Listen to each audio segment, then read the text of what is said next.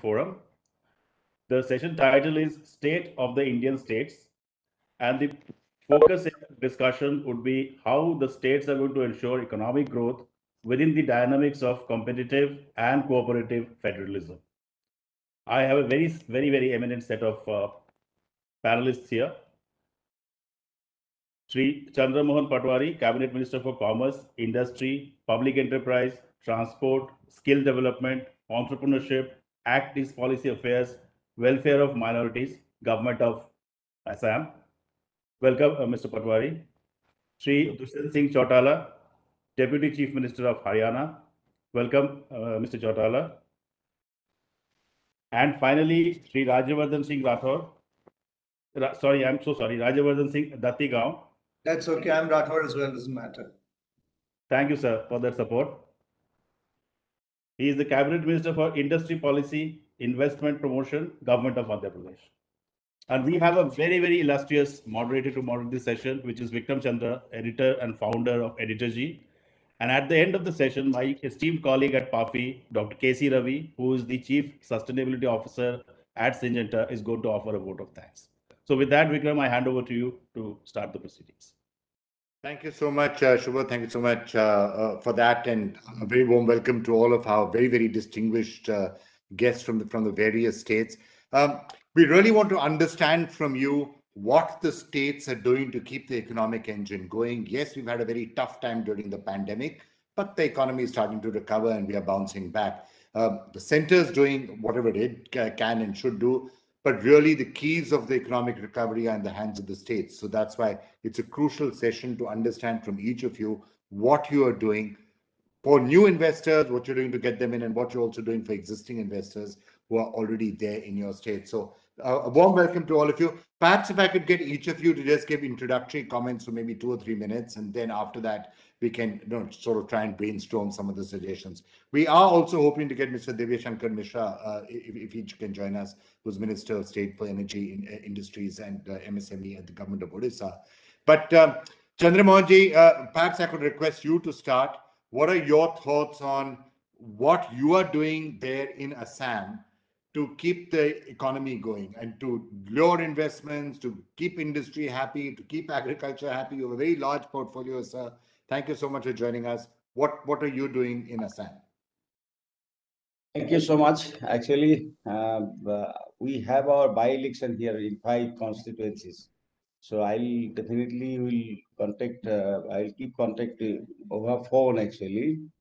And now actually in our state, in industrial sectors, now after coming this new government, means since 2016, so our previous industrial policy, NEIIPP, so it attract more industries, and our industrial growth, our GDP contribution from industry is 29% as on today, and 40 lakhs people employed. And apart from that, service from the service sectors of industry, so we are contributing 41% to the GDP as on today, and we have got many, policies to attract industries. And apart from that, for the first time in Assam, in 2017, we have organized one global industrial summit, and that is called Advantage Assam, and 39 countries actually participated. And we got, investment promises from different industries, about 79,000 crore.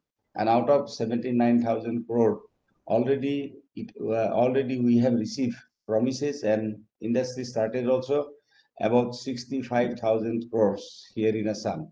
And apart from that, in hydrocarbon sector, we are the leader, onshore leader as of today.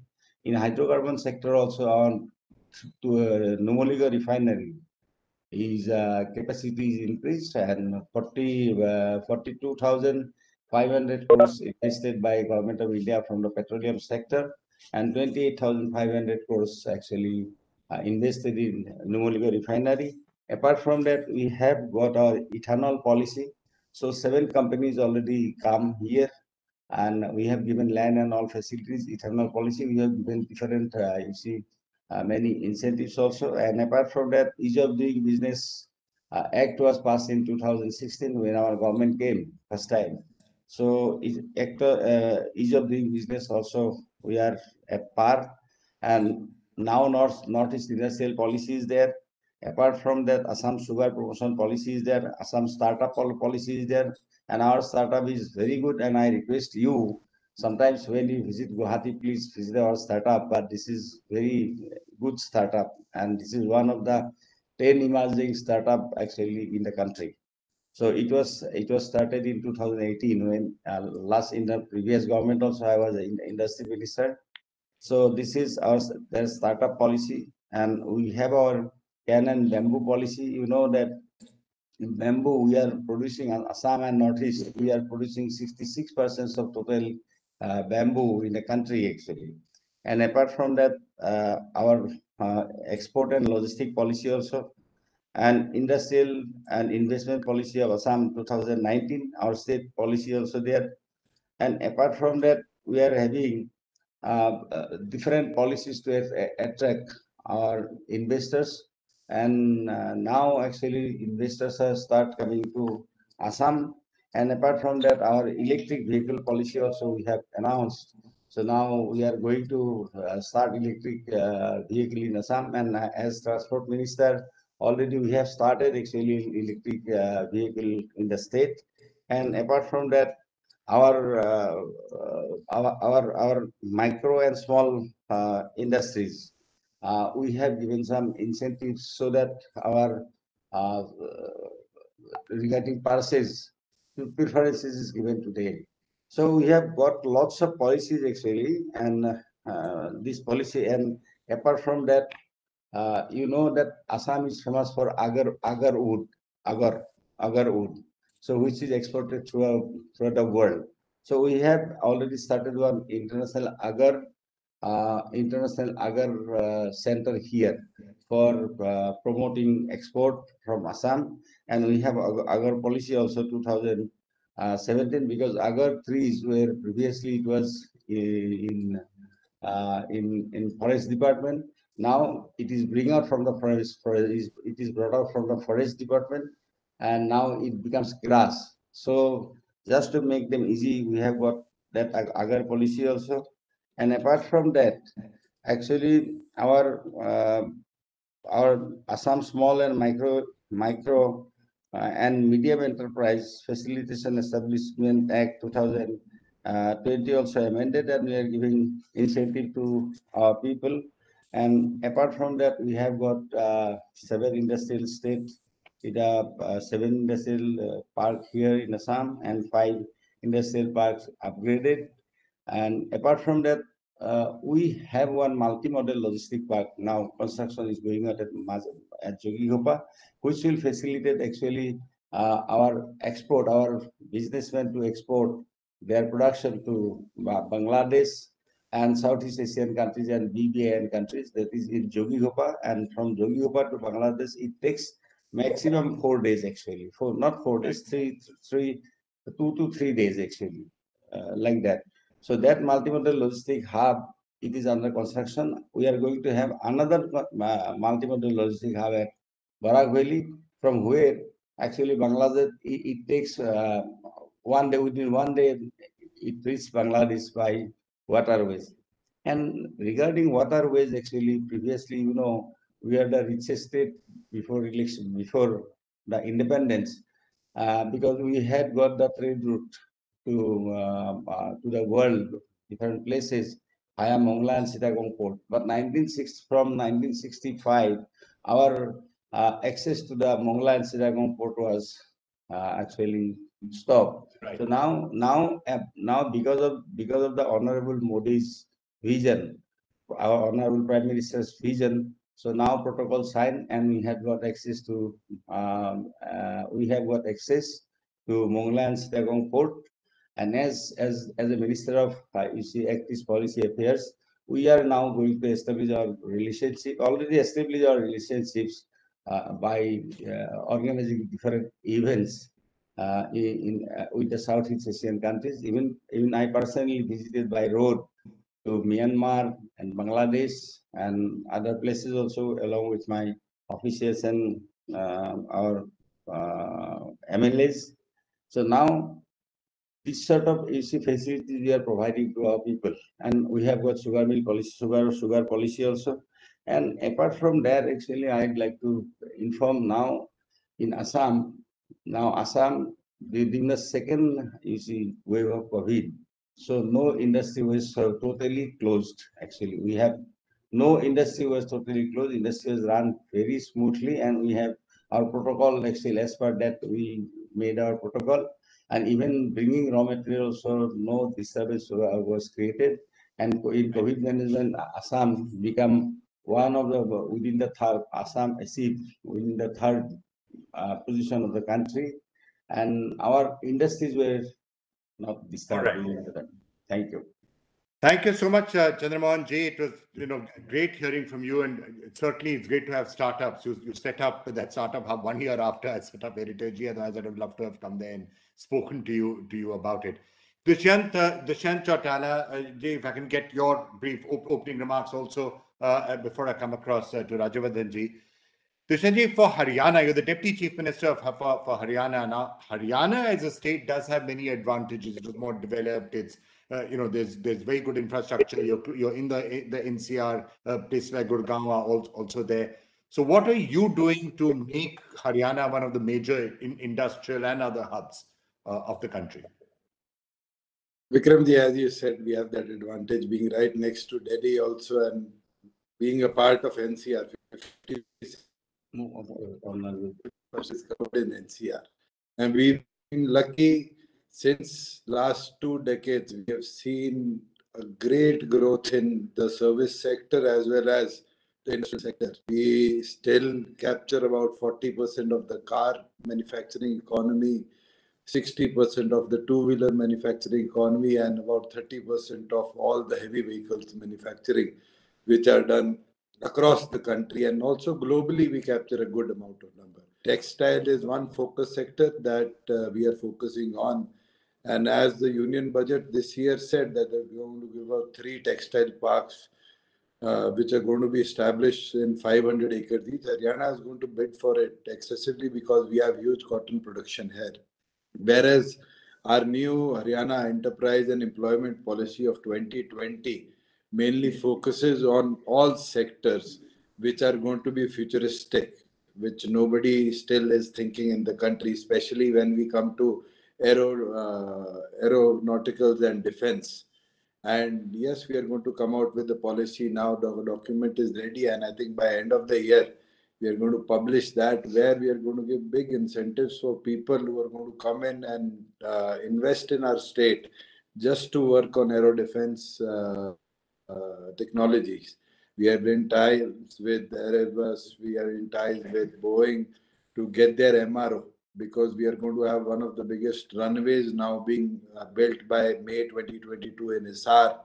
And we have 7,500 acres of Greenfield Airport coming up now. And by 2023, we see a bulk drug park coming next to it. So exports are going to be heavy from Hisar. And we are going to shift the focus out of Gurgaon. Gurgaon is already too crowded for industry too. But Gurgaon is going to be the focus sector when it comes to service sector. The IT is going to be one, hotel industry is going to be the second one. But for tourism, we have picked out a new spot in the state, which is the northern Panchkula region, which we call the Morni Belt, the foothills of Shivalik. So the state government with the tourism department has already welcomed all the industry people who are in service sector to start looking up for building up of resorts there, so that tourism industry in the foothills of Shivalik grows. But one incentive which Haryana started and the union government gave it up to the whole country was one product, one district. We started that first, and now the Prime Minister has moved it across India. But we are going to go further now. And by end of November, we are going to come up with a policy which is going to be Padma, which is going to be one product, one block. So we are going to have industry department tied up with our Corporation for Industry and MSE, not the medium-sized industry, but micro and small industry with well-built infra to come and start building up their products in one place. And I recently got a survey done of the whole state, and it has come out that we have smaller industries of either footwear or in one block, but they are segregated. So we need to give them common service centers for their promotion, for their shipping, for their exports. And if we can manage, I think that is going to be the biggest boost that our economy will foresee. And good steps that were taken in last 1 year despite COVID.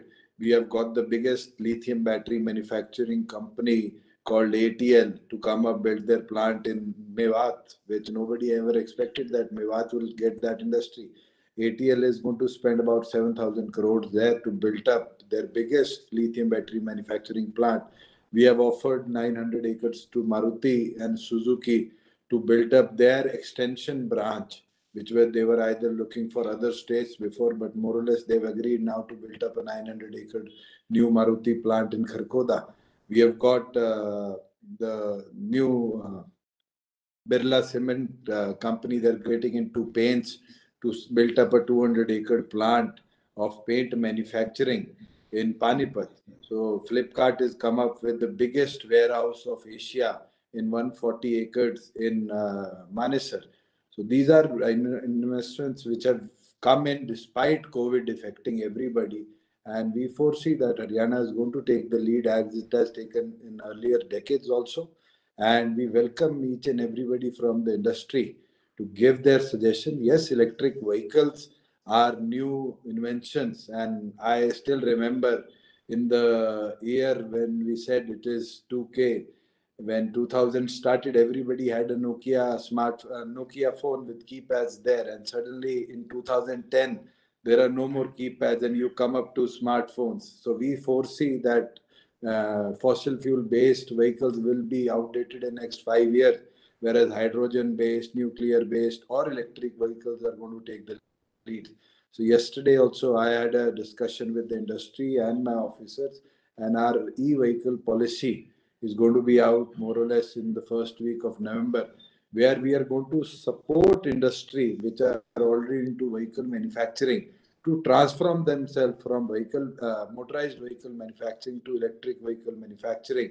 Also, their subsidies that they can switch along so that the investment in the state increases and we have new people, new talent to start their R&D in the state. I think that's some very interesting ideas out there, and that electric vehicle idea is something in particular that I want to talk to you about. But Rajavardhan ji, if I could just turn to you for your for a quick comment. I was just talking to Dushyant ji about the fact that infrastructure is important, and for industry, it's good if you're close to Delhi. But one of the things that the pandemic has done is that you could actually be in a very remote place so long as you've got decent quality internet and you can still work. Like where you are right now, I believe you're in a by-election and you're out in a very remote place, but it's fine. We can see you, we can talk to you, we can get work done. So is that something that you're keeping in mind, that if you want to really spread the service industry all across Madhya Pradesh, that now becomes possible thanks to new technologies and work from home? Yeah, Vikram correctly said. So first of all, I would like to greet all my minister colleagues and all of the eminent panelists. A very good afternoon to all of you. Very interesting. I think Haryana is doing great work, and so is Assam. But like you were saying, Madhya Pradesh, especially after the GST implementation, we have this what used to be called our disadvantage of being a landlocked state. Actually, is also an advantage. Like Piyush Pandeyji's very inspiring ad campaign, if all of you saw it, Hindustan Ka Dil Dekho, wonderful job he did with it. We are actually covering about 50% of the country's market, including our state and the border that we have. Also, within 24 hours, you can reach anywhere in the country from Madhya Pradesh. And if you look at the statistics from last year to this year, we've done phenomenal growth in spite of the pandemic. We've have a growth of 67% of investment, where we've come to about 11,000 crores from 6,600. We've got about additional employment of growth of about 40%, where we're giving about 22,000 employment this year compared to about 15,000 last year. Similarly, in the land allotments, we have about a 50% increase here as well.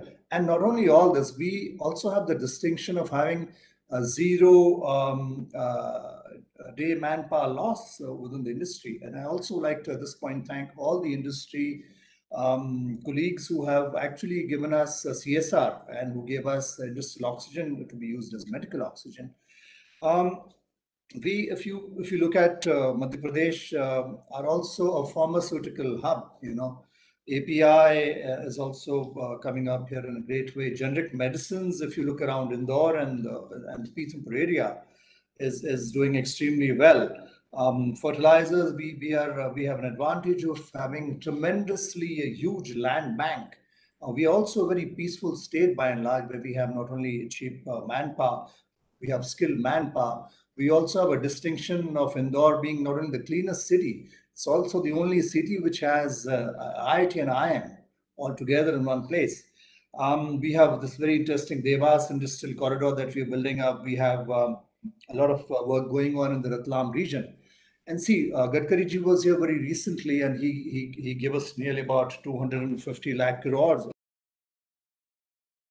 About a lakh crore that he was doing the complete Lokarpan for, and the additional with the multimodal logistic park coming up here with the national corridor crossing, which is going to be a 12-lane.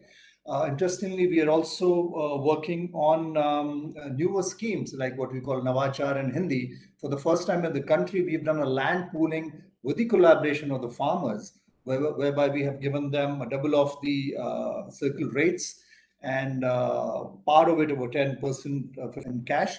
And the rest, as we develop that land, we give them a share. The rest of the money, we give them those developed plots. So they are happy as well. So that's actually working out in reality the Atmanirbhar Bharat and the Swavalamban story. Yes, like Dushyant was saying, that I agree, Haryana has this advantage of being right next to Delhi and all that, and people prefer being in the NCR, and Maruti was there a long time back. But we are also working towards the automobile sector. For example, look at Eicher. Eicher is practically entirely here in Madhya Pradesh. We shifted a lot of their operations from Maharashtra. Part being the labor issue. Bagroda, if you come near Bhopal, it's an absolutely state-of-the-art, world-class plant that they've just inaugurated, and they're doing a great job there as well. Now, Assam, obviously, the bamboo and all that was mentioned. But before I come to that, I would also like to tell you what reforms we made in terms of ease of doing business. We're at number 4 now, and we definitely are going to be in the top 3 in the year to come. We've done away with about 1,896 unnecessary little hindrances. We've done away with those procedures of clearances, and we moved that out. We have a GIS-based system here where you can go online and actually look at the lands that you probably would want to select for investment. And MPIDC is working overtime. We've also done newer sort of experiments here. One of the problems in the industry would be that the power is at a very, very high rate, and they would always want it at a cheaper rate. So we've actually, for the first time, gone and given the license for distribution to MPIDC. Mohasa Babai is an example I would like to quote to all of you, where we've just got the order from or the go-ahead from the central government for the medical equipment park there. That's going to be coming there. Then other interesting part is people earlier on would think that most of the textile and garments was in the south. CM made a lot of effort, and Thrissur has moved up here. We have textile and garments in a major way are moving towards Madhya Pradesh. We are the top 5 cotton growing states. Also, probably we are probably the number one in organic cotton here. And you would see we have companies like Gokul Das, the Best Corporation, Urban Mills, Pratibha Syntex. You have all these companies here. So it's a major change. And also because this particular segment that I'm talking about gives about 90% employment to women. See, that's another area that we're majorly looking at. Our achievements has always been having pro-women scheme, be it Ladli, Lakshmi, or all that. So this comes in with it. And like Dushyant was saying, ethanol is another area that we are looking at. My colleague from Assam mentioned it.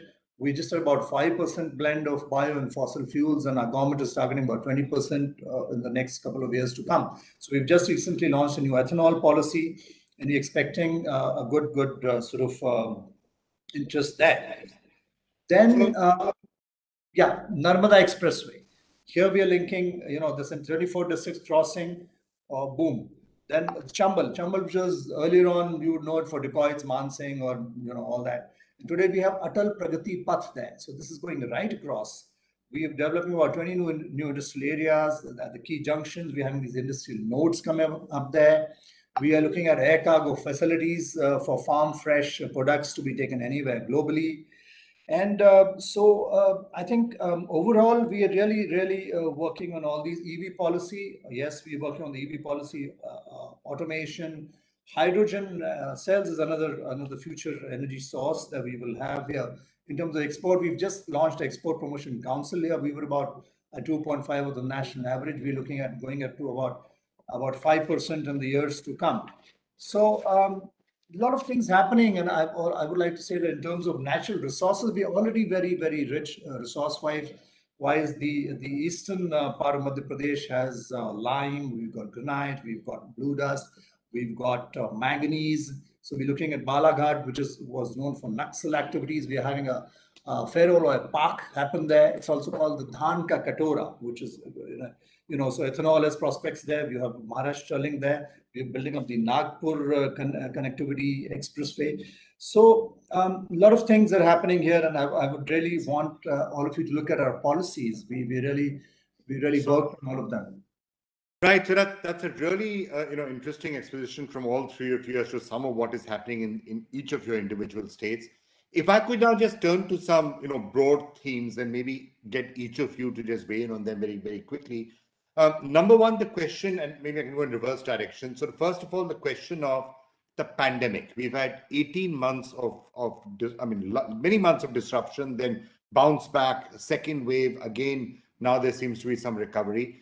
In your individual states, are you now finding that the recovery is taking place? Is the pandemic behind us? And how confident are you that you've reached the level? We've been celebrating 100 crore doses of vaccination. How confident are you that there's not going to be another surge or another wave at some point? So very quickly, I'm going to get comments from all of you. Rajyavardhan, your quick take on that from Madhya Pradesh. I think very confident, Vikram. I'll tell you, we've gone right down to the village level. Also would like to add that we probably are the first state that had crisis management groups that were not only made at Bhopal, they were made at the districts. They went down right up to wards of the municipal corporations and panchayat level in the villages. And you're satisfied with the rate at which vaccinations are going. And all these guys have come together. It's like Jan Bhagidari all over. The awareness is great. Initially, there was a scare that there were a lot of these propagandas of what might happen. But now they've all, especially when the 18 age group started, the youngsters really came in and they supported us very well. So I think we are confident, yeah. Dushyant, how confident are you that the pandemic is now something behind us and it's not going to come back again November, December? Vikramji, you can't predict it is behind us or it is in the future with a bigger wave. But I can say the way India has got vaccinated, and yesterday 100,000 crore vaccination jabs were done across the country. I think we have taken care of that big population, which was a challenge for the country. And I think every state has done a great job. There's not been a single UT or state which has not administered the program in a very professional way. And I see that when it comes to moving forward, I can talk about Haryana. In the first wave also, we were the first one to open the industry and then easily moving forward. But we had a disadvantage of having Delhi next to us, which was hugely populated, and suddenly the surge and the second wave came up. And the oxygen crisis also, when we faced in the state, was more or less supporting oxygen to Delhi. But we held together. We were in close both the states and the center. I think we got along very well. And for the third wave also, we've been prepared. We have hospitals being put up, temporary hospitals being put up, and they're still active. If we require, we have the infrastructure. But yes, the coordination from the village level, as Rajyavardhan ji said, it was done by every state, and that's why India succeeded.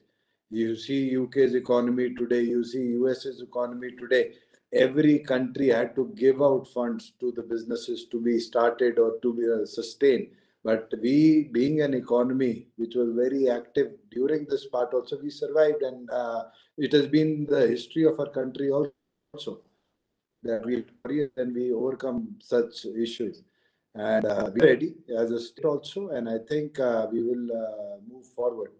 And I will just request one more thing, as Patwari ji and Radyavardhan ji, both of them are in between a by-election. I'm also in Sirsa today, in between a by-election. I have a meeting at 2 o'clock, so I would like to excuse myself from this meeting also, if you permit. Right. Then maybe I'll get one more very quick question from you. You know, you're speaking a lot about the new investors and what you're doing to attract them. What about your existing investors who've been there for a while? Are you telling them that you will continue to look after their interests to make sure that ease of business is going to become a mission for you? Vikramji, Haryana was the first state to implement ease of doing business in the state, and that's why in the past 2 years, since I have been in the government, I have seen investment coming out. There's been not even one major company who's even moved their headquarters from Gurgaon to Delhi. But we have the top 500 companies from the world who have their headquarters now built up in Gurgaon. And we see more companies coming in. The biggest advantage we see is we have got our first e-bus manufacturing company now, taking 200 acres of land in Palwal, and now they're going to start off their bus manufacturing here and also support the state. That is one thing that we look forward. We are open for investment. We have various ideas. We have advantages of having a petroleum refinery in Panipat, so plastic products and all such kind of products which are related to. We have 4 or 5 thermal powers where cement factories have been built up. But yes, now alternative investment needs to come in from the globe, which are in the aviation sector. That's where we are putting our thrust on the Hisar airport, which is going to be one of the biggest advantage, right, being next to Delhi. And if we can make it a cargo base for Delhi also, driving 200 kilometers or putting up a express train which has been approved from NCRPV, which is going to be speeded up to 180 kilometers from IGI airport to Hisar airport, which is going to take 1.5 hours to reach. I think this is one advantage. I recently spoke to Jyotiraditya Scindia that give us one heliport. So he has agreed for that. We are going to give them 25 acres of land. And from heliport, we are going to expand it bigger to a heli hub. So Gurgaon can be the center, and we can have helicopter facilities going from Gurgaon to Bhiwadi, Gurgaon to Alwar, Gurgaon to Greater Noida, Gurgaon to Ghaziabad, Gurgaon to Sonipat. And the reach from that heliport is only 13 kilometers from IGI. So IGI, somebody gets off, drives 13 minutes and then fly anywhere. And these are the things we need to work for the future. The time has the value. Money is not going to have the value in the future. People are running short of time. And I think with that target, Haryana is working on today.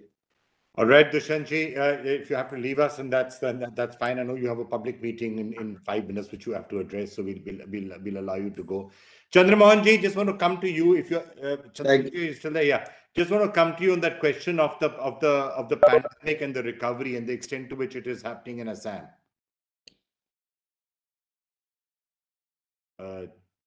Chandramohanji, are you still there? No, I think maybe the line is gone. We'll try and get him back. Rajyavardhanji, so let me turn to you next then. On this entire question of the recovery and what is happening with the recovery, to what extent is it something that you think the states can take into their own hands? And the question of the pandemic, which I've just been asking, you said you're fairly confident that it's not going to come back, and then you've taken a lot of the precautions. But are there any different thought processes that you're following in light of everything that has happened in the last 18 months?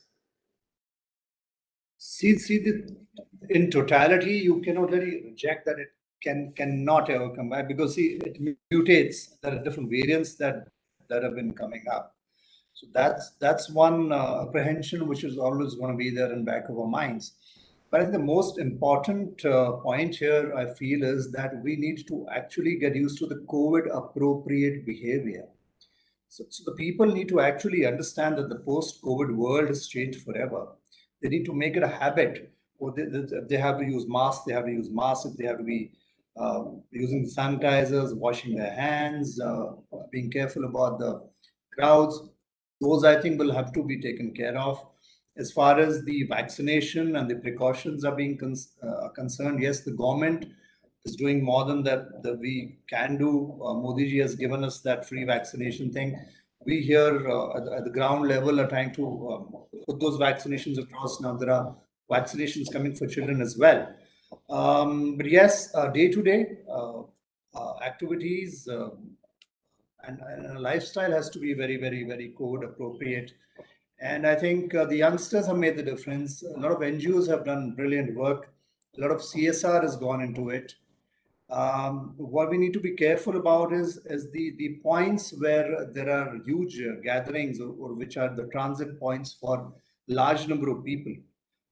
Those have to be really be vetted and sanitized, and we have to be careful about that. And also, this testing has to go on. You see, we have to keep having random testing at various points where we fear that it could come up again. So at the very outset, just when you have initial cases coming up, we must immediately move on into action and take care that we need to nip it in the bud. I think that's going to be very important.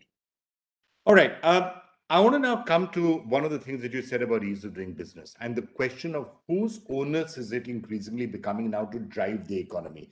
Quite often when the economy is being driven, it is seen as India's growing at this rate, India's growing at that rate. That's correct. And the central government obviously has a major role to play. But given that the central government has taken whatever steps it had to take, we've got things like GST and all out of the way, many reforms are out of the way.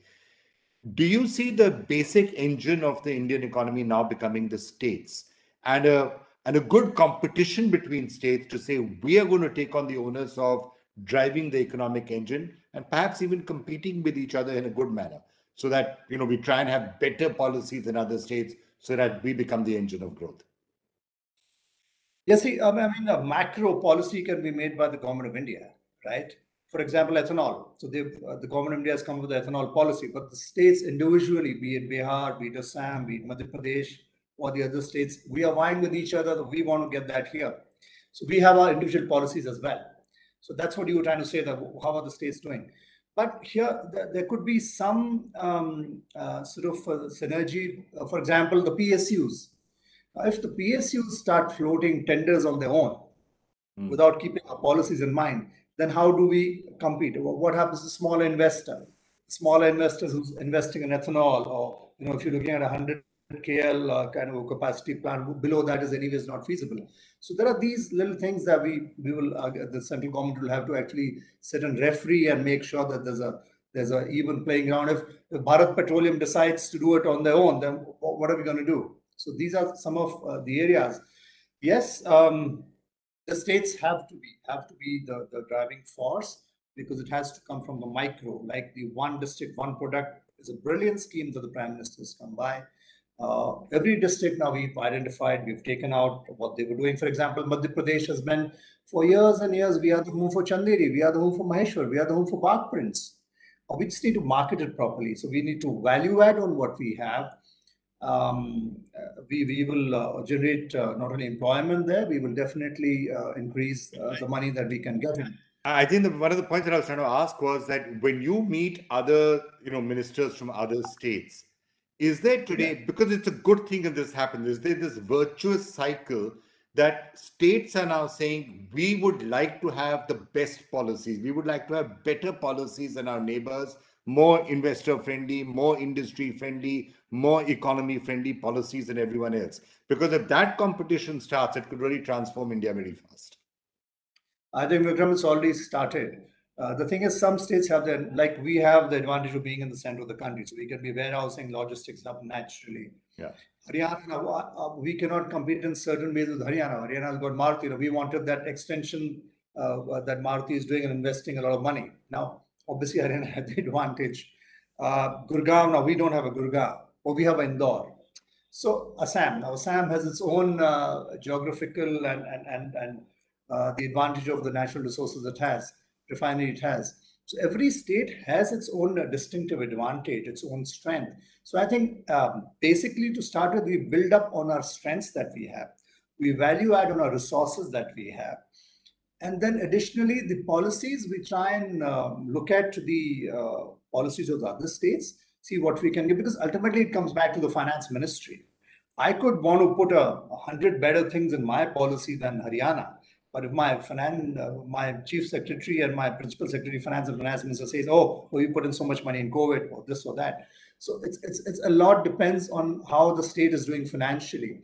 We're doing good so far. I think if I look at, I'm not patting my own back, but if I compare it with what was there last year and where we are today, and we are headed, I think Madhya Pradesh is doing reasonably well. And yes, the policies do make a difference. But ultimately, see, no one this list is going to come to your state doing you a favor. He'll come where he sees a benefit, where he sees the gain, where he sees prosperity, where he sees the conducive ecosystem. All right, Rajyavardhan Singh ji, thank you so much. Chandramohan Patwari, I don't think he's still there. That line has snapped. So it's 2 o'clock, so we're going to end it here.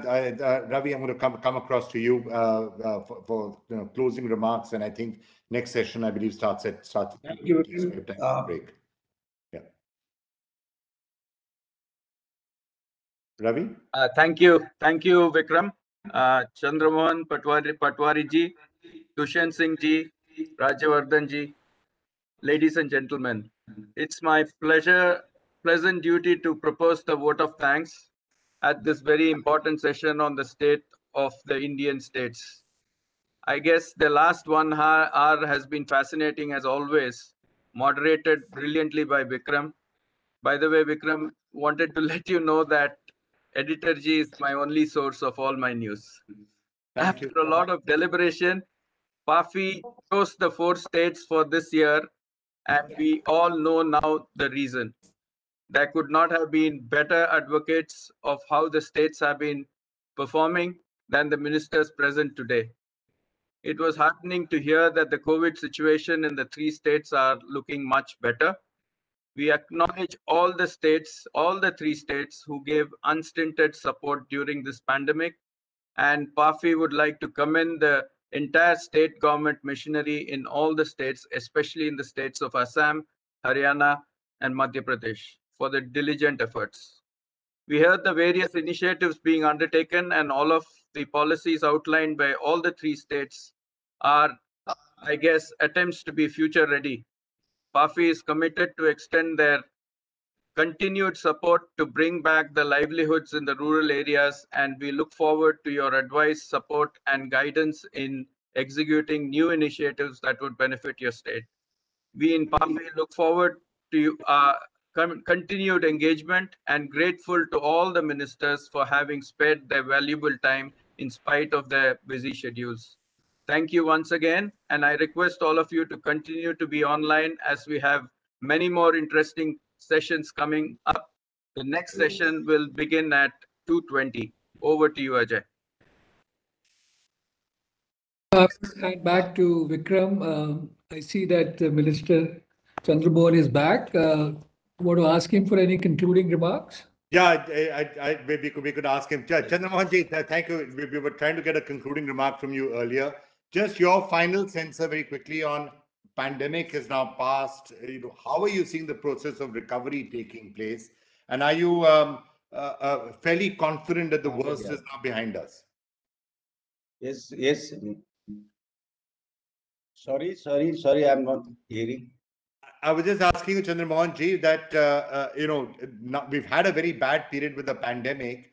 How confident are you that the process of recovery will now continue and that the worst is behind us? See, in my remarks, I already said that during the second phase of COVID, actually our industries were not disturbed actually, and our SOP was made in such a way that no industry was totally closed down. Even for bringing raw materials also in Assam, actually our no restriction were imposed for that as industry, as transport minister, actually for special provision for bringing raw materials to the industries we have prepared.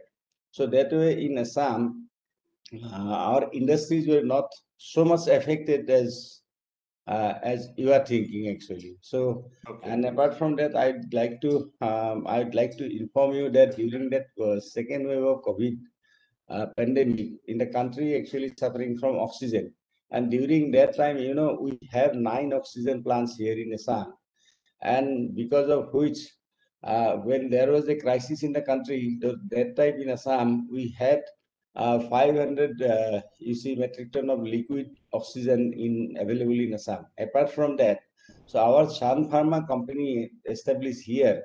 So Remdesivir, actually there was a crisis in the country, whole country, Remdesivir in the injection. But during that time, actually, we were exporting Remdesivir injection to the other parts of the country from here. So that way, you see, our industry during second phase of COVID actually maintained very well, and I hope our industry is comfortable here. Thank you so much, Chandramohanji. Thank you so much. Thank you. We're glad we got a closing comment from you.